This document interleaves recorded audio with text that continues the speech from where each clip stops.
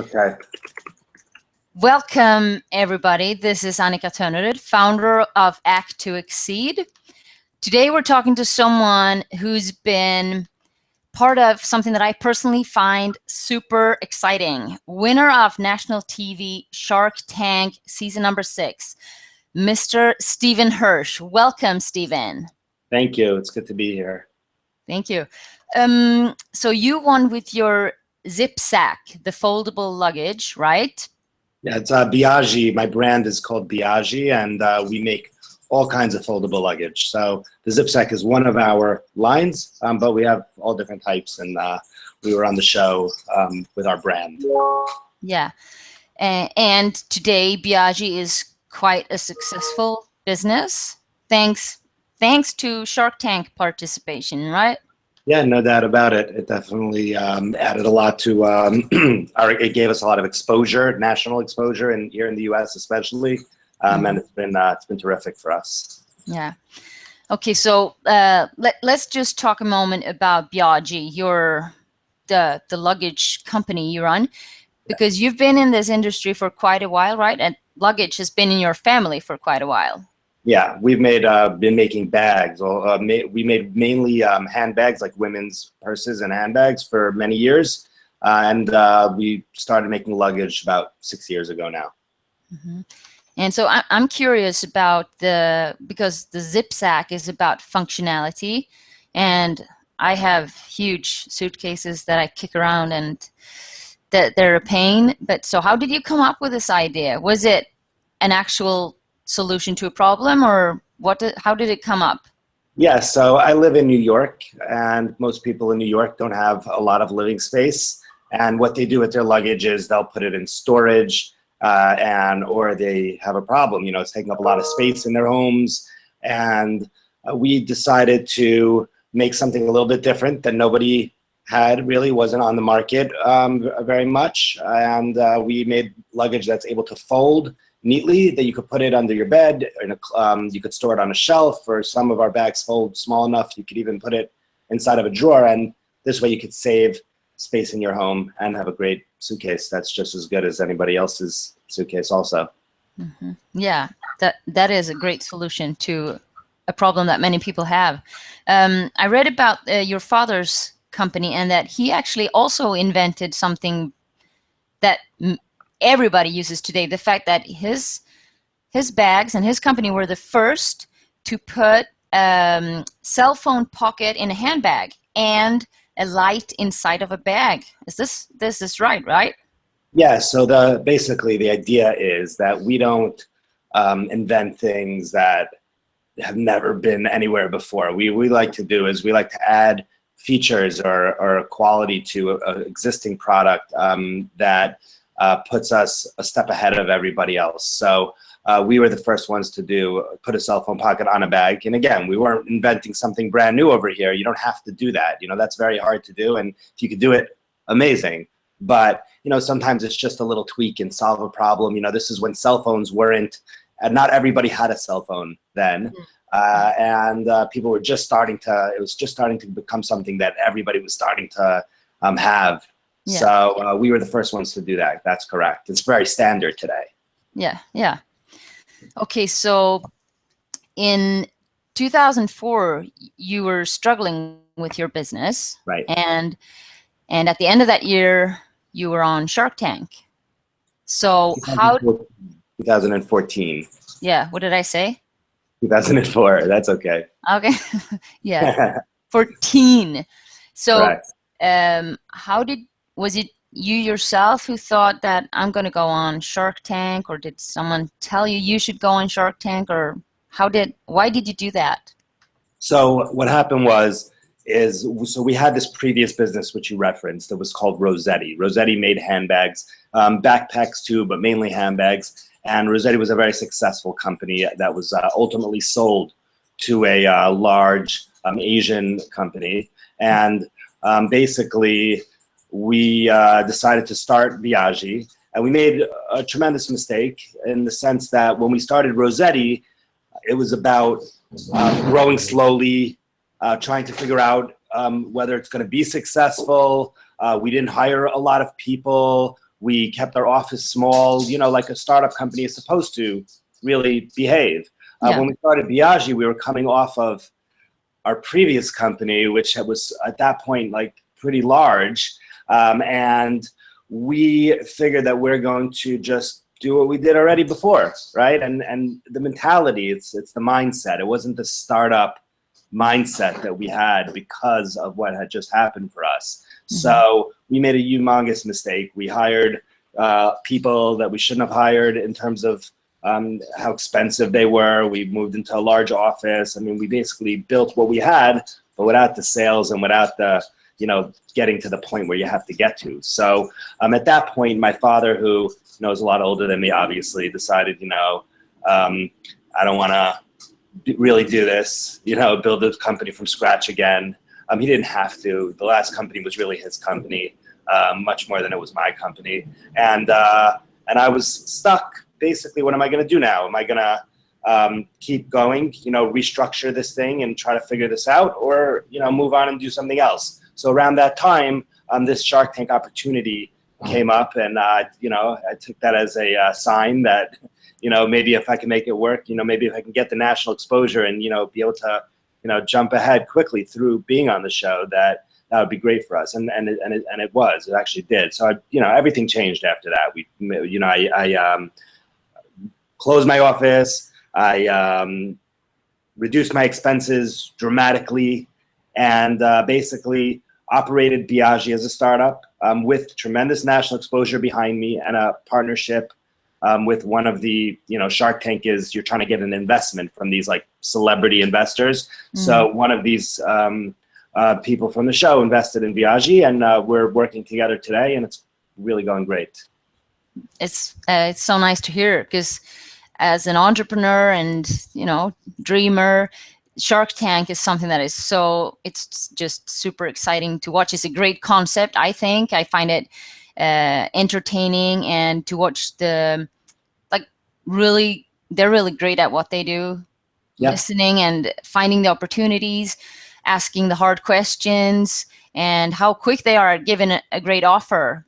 Yeah, that's good. You know, some people don't get an offer. It's like the Dragon's Den. I think in Europe and in other countries, they have a show called the Dragon's Den.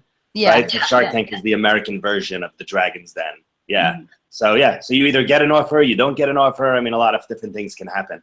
Yeah, I perhaps can admit that I also, it's like, it's fun, or it's a certain kind of joy to watch the ones who don't pitch so great, and they get eaten alive by the sharks, but they still stand up and manage to walk out of that studio. I find it encouraging in a way, because if you compare getting it like an email that rejects you compared to what they go through, that email is all of a sudden is easy.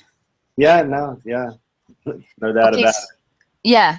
So when you were just about to go on, were you super confident? You think you were going to make it, or were you nervous or super nervous?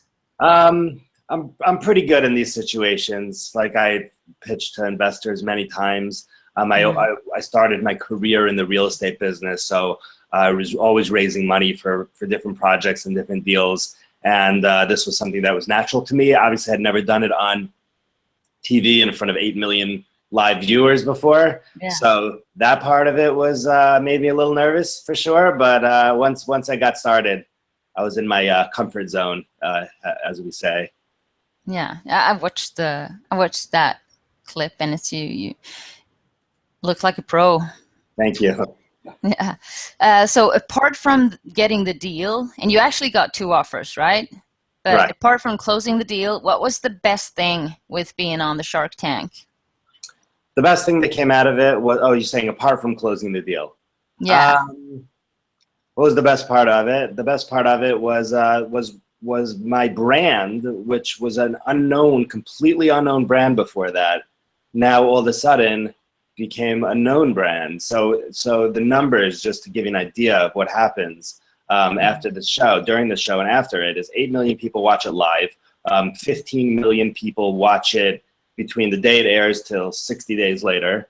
And then they re-air you sometimes on now national television, another 5 million people. I mean, millions and millions of Americans have seen my brand on the show at this point. So, I mean, what it does for you is tremendous. I mean, my website, even when I'm not spending any money on marketing, I'm getting about 500 visitors a day, and that's without even doing anything. And now I'm 2 years later, and I'm still getting this. So, it puts you on the map in many ways. Yeah, for sure. So if you look back over the past 18 months, what has been your biggest challenge? So my biggest challenge has been creating new product, because in my business, it's a little bit of a fashion business also, which our handbag business was too. You can't just stick with what you have. You have to continue and create more. You can't. Everything has a shelf life. I mean, my best items are still selling, but we had to evolve and continue and do it on really a very low budget, because I'm not spending a lot of money right now. So I do a lot of this stuff myself, and a lot of the work that's being done is being done by myself. I have people that work for me, but not like what we had before. So it's been a challenge to run a business in a different way than what I was used to. Yeah. And for someone who is now where you were 2 years ago, where, should I go another way or start, or what to do? What advice do you give? What would you recommend for someone to do if they are where you were 2 years ago? So if they're at a point where you're not sure, because that's really where I was. I wasn't sure. The first question you have to ask yourself, and I think this is the most important advice I could give, is, am I fooling myself, or do I really have something here? Because for me, that was the big question. So I have these bags. They were somewhat expensive. They were somewhat heavy at the time. And like I said before, we evolved and we changed, and now we have product that's much more, viable. The question you have to ask yourself is, do I have something real?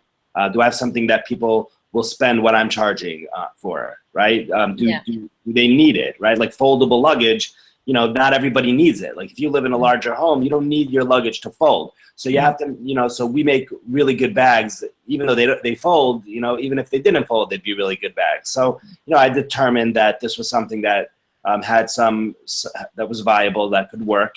And my advice is to really be honest with yourself about this. And what is the evidence? So we had sales, so we're just spending a lot of money, but we were also selling a lot.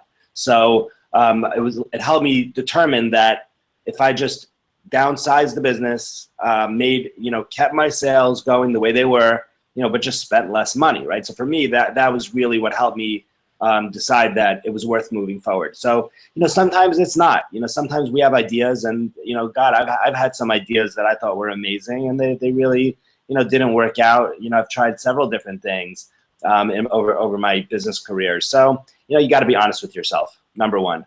Yeah. And then if you have it and it is real and it could work, and you're true to yourself with it, then just make it happen. You'll overcome any obstacle if you're determined. Okay. Great advice. What are you looking forward to now? Do you have any secret projects that you perhaps then can't share, or something in the pipeline that you can share? Yeah, we just added a bunch of new items to the company. So I'm looking forward to see how those things do. I don't hide anything. I mean, obviously, if I have something, an invention or something that I'm working on that I'm trying to patent or something like that, I won't share it. But I'm looking forward to the next stage of my company. We've added, including all the different colors, we've added over 100 new items in the last 2 months. Wow. So really, yeah. So I mean, we were at we didn't have that much product before. Now we're really at a different level. So we're also working on retail.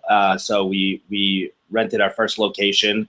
We're gonna do kind of a hybrid of retail and fulfillment. So basically, this is something that isn't really being done much before. So the business model would be to have retail locations where we sell out of our retail locations, which now we have a lot of products. So now it makes more sense to do it with all these different, items that we have.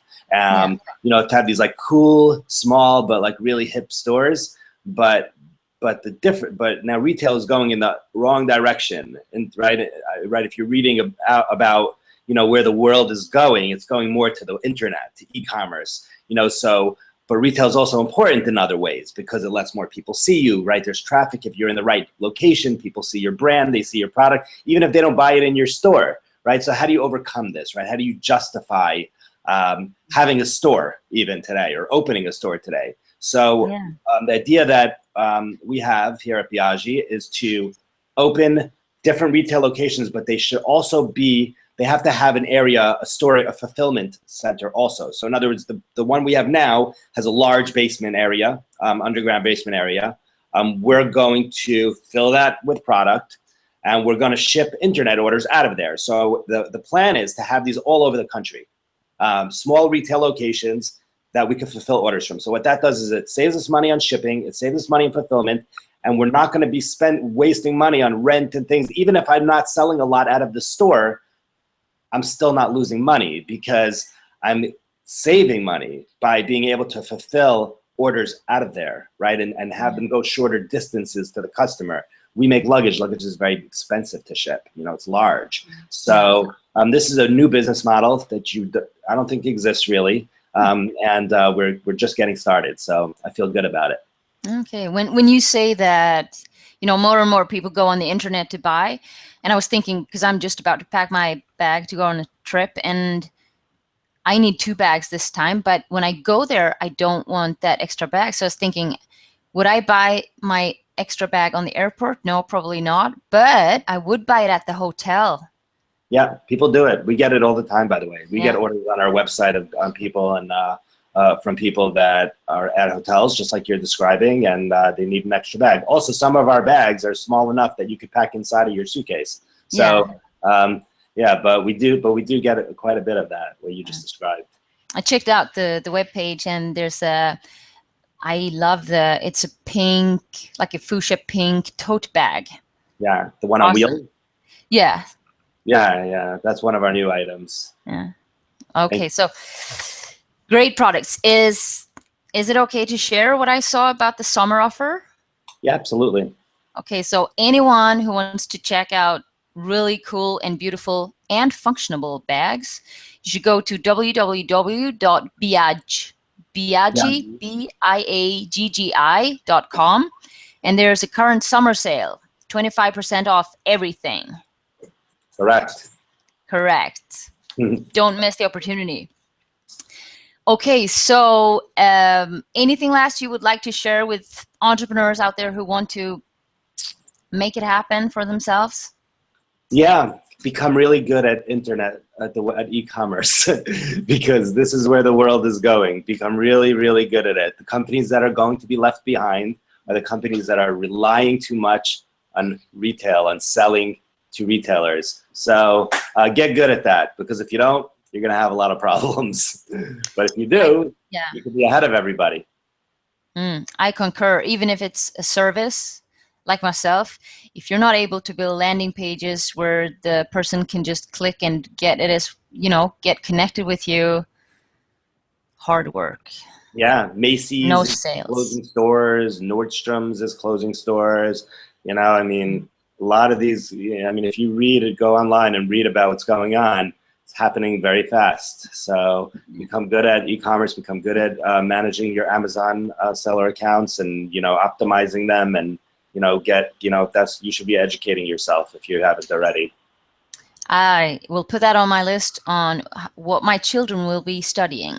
It's a good thing for them to study. Prepare them for success, e-commerce. Absolutely, which is there's so many components to it. Besides, drawing traffic and converting the traffic, there's the fulfillment, and there's the customer service, and there's all the things involved in it.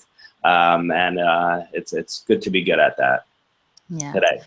Okay, Stephen, thank you so much for sharing this. It's been awesome, and I wish you best of success, and I look forward to getting my own little pink bag, because they're beautiful. Thank you so much. Thank you. Have a great day. Bye-bye. You too. Bye.